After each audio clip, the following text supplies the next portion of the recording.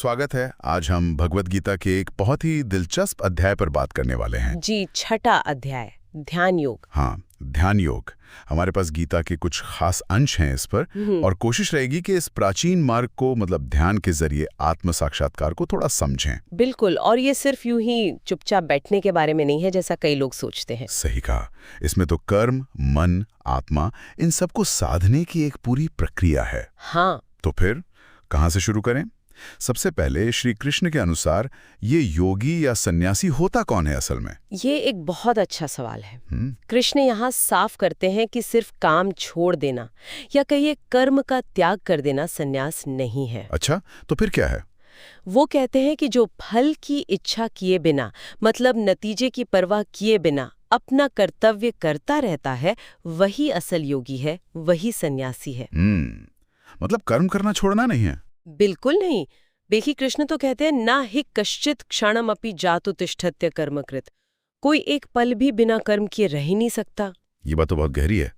कर्म से भागना नहीं, कर्म करते हुए उससे जुड़ना नहीं, है ना? एकदम अनासक्ति जिसे कहते हैं। और फिर आगे वो योगी के गुण भी बताते हैं। हाँ, वो क्या है? देखिए, जिसने अपने मन को जीत लिया हो, अपनी इंद्रियों को वश में कर लिया हो, जो सुख और दुख में, मान और अपमान में एक जैसा रहे, समभाव रखे। समभाव, ये तो आज के जमाने में बहुत मुश्किल लगता है। मुश्किल तो है पर जरूरी भी। और फिर वो कहते हैं जो मिट्टी, पत्थर, सोने को एक समान देखें, सब प्राणियों को एक नजर से देखें।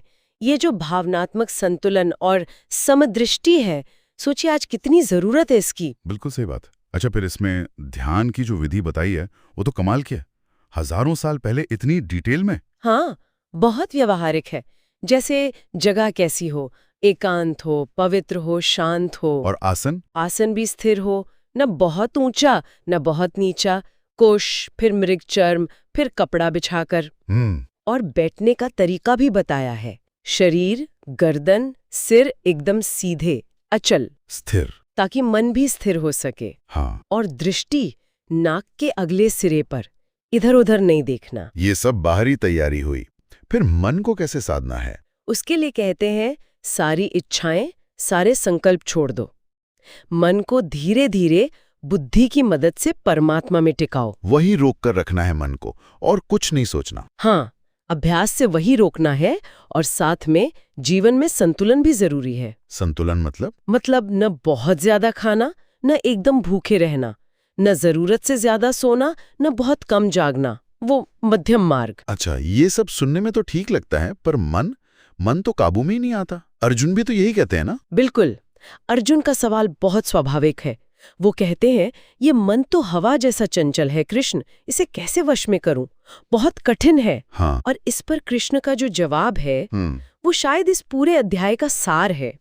वो कहते हैं असंशयम महाबाहो मनो दुर्निग्रहम चलम अभ्यासेन तु कौन्तेय वैराग्येण च गृह्यते। इसका मतलब क्या हुआ? कि हाँ अर्जुन, बेशक मन चंचल है, इसे काबू करना मुश्किल है, इसमें कोई शक नहीं, लेकिन इसे अभ्यास और वैराग्य से वश में किया जा सकता है। अभ्यास और वैराग्य, लगातार कोशिश करते रहना, और अनासक्ति। जी, निरंतर प्रयास और डिटैचमेंट, यही दो तरीके हैं।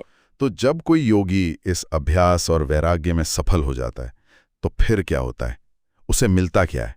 कैसी होती है वो अवस्था? गीता कहती है ऐसा योगी फिर सब प्राणियों में खुद को देखता है और खुद में सब प्राणियों को।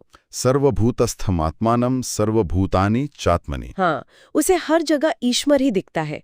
वो उस परम शांति को पाता है जिसे निर्वाण परमाम शांतिन कहा गया है।